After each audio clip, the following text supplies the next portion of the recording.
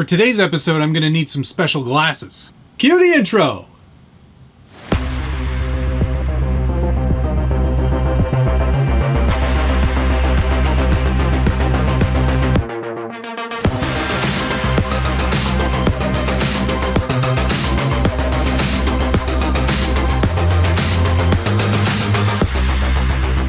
Welcome back to the Scale Builders Guild. Thanks again for watching. It's episode 2 of the Axial SCX24 Budget Build Off. I am doing this in conjunction with Harley Designs.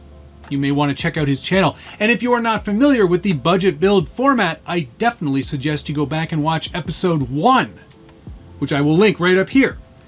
In this episode, we are going to be doing a little more creative work. And I don't mean creative with the budget. I am definitely staying within budget. But this episode is really more about taking my creative spin and getting that started, because with an 8-week budget build-off, there is not a lot of time to goof around. So, no more goofing around, okay? Here's where we're at with the deadbolt. In the previous episode, I took the steel drive shafts and added brass knuckles. So we've added a little bit of strength and a little bit of weight down low to the front of the chassis. Obviously, there is some stuff missing. I took the body off for this episode. I also removed the battery tray from the back. So we're really kind of getting sort of a almost PG look at an SCX24. You can get a good look at the transmission and motor and ESC receiver combo that's still left on the truck there. Lots of space without that battery. Now, keep in mind, of course, the battery will get put back as well as some of the other pieces, but this episode is all about doing some creative stuff. So let's get right to it and show you what I started with this week. For episode 2, we'll be adding some parts from 184 parts of this Revell Land Rover Series 3 long wheelbase 24th scale static model. Now, yes, of course, I'm doing a Land Rover. I'm doing a static model build on an SCX24. And 24th scale isn't exactly the right size. Even though this is supposed to be a 24th scale chassis, it's bigger than that, if I'm honest.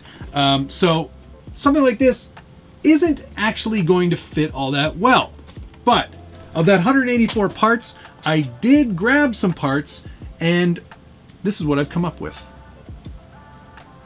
which is a cab-over Land Rover. Not something that ever existed in real life, but something I was kind of struck by on the internet. I saw a lot of guys building these cab-over builds. There was a whole hashtag. People were doing all kinds of different cab-overs. And I was like, this is a great platform for that. So what I did was I took that existing Land Rover body, chopped it, sectioned it, moved some parts around, and built this really hilariously weird 24th scale cab over body. There's not much room for a hood left. It's definitely different. And I think that's why I like it so much, is that it's not really the same. It's not something you would be able to buy. And being able to modify a static model kit like that, to me, really adds a whole creative spin to this project and kind of sets it apart from just putting another Lexan body on it. So pretty happy with that. Obviously, there's a lot of work to still be done to this body in order to kind of get it to a point where I'd be happy with it. There's a lot of filling that needs to be done. There's some gaps where my cuts weren't exactly perfect, but I did a temporary styrene glue job just to get it all back together for this episode. The work on this was probably not going to be done in one episode, but I did want to get it started early so I have lots of time to kind of finesse some things, decide how I'm going to mount it to the chassis, get all the detail work done, windows and you know, grill and headlights and all kinds of little bits and pieces that need to be done. And it's a big job, even on something so small. That's what she said. Modifying a body like this isn't that difficult, especially at this scale, but it does require some thought. You kind of have to measure some things too, which is not usually my strong point, but I think I did a pretty decent job here. There will be some modifying still to go before we end up actually fastening it to the chassis. We're going to have to deal with part of this engine bay here. We'll have to get rid of some of those bits. We're gonna have to smooth out all the seams and all the cuts that I've had to make. But I think overall it's gonna look pretty cool. And I actually don't mind the stance. Like, I know it's sitting a little high right now. Obviously we're gonna do more work to kind of get it to sit down a little bit more on this chassis so it's not super top heavy. But we are gonna probably at some point wanna look at widening out the stance a little bit to make it feel a little bit more like sort of like a monster-y kind of truck off-road thingy. And in fact, you know what? We should probably address why it's so short on the chassis. No, I'm not gonna be shortening the chassis. I am going to be adding this plastic cage from ECX. This is for the ECX four-wheel drive 24 scale Barrage. And wouldn't you know it, it's a pretty darn good fit right on the SCX24. There's room for a spare on there and should mount up pretty nicely to the chassis. It also comes with these little running boards, but they weren't actually going to work very well with this, this whole kind of look that I'm going for. So I ended up losing those. But it's a nice solid plastic piece, and I think it just kind of completes the look. It really makes this sort of like more of like an overlanding Lover-rander. Overlanding Land Rover. There we go. But yeah, I think that's going to be a pretty good fit. And once we get the body sort of to sit a little bit lower and we widen out that stance, I think it's all going to look really good. So yeah, tons more work to do on that body. It seems like kind of a waste to buy a static model kit like that and then toss out 183 pieces.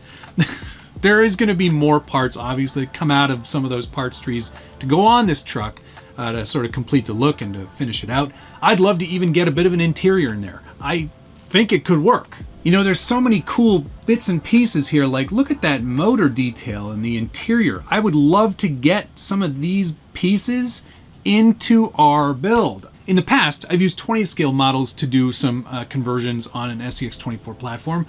There's a great 20th scale Hilux that actually looks really great on this chassis. I was able to get an interior in that and everything. This is obviously smaller than that, so it's going to be more of a challenge, but I am not one to shy away from a challenge. As we get deeper into this challenge, I will definitely show you some of the elements of how to do some of this styrene work in a little more detail.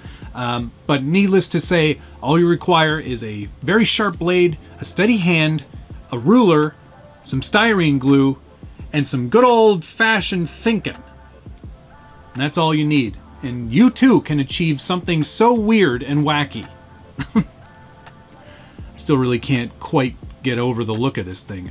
It's like there's something wrong, but you can't quite put your finger on it. But that's gonna look pretty cool. I'm pretty excited about this build. And now is probably a good time as any to do a tally. I paid $34.95 for the Land Rover static model kit. I bought that at Micromark. I will put a link down below in case you are interested in also ruining one.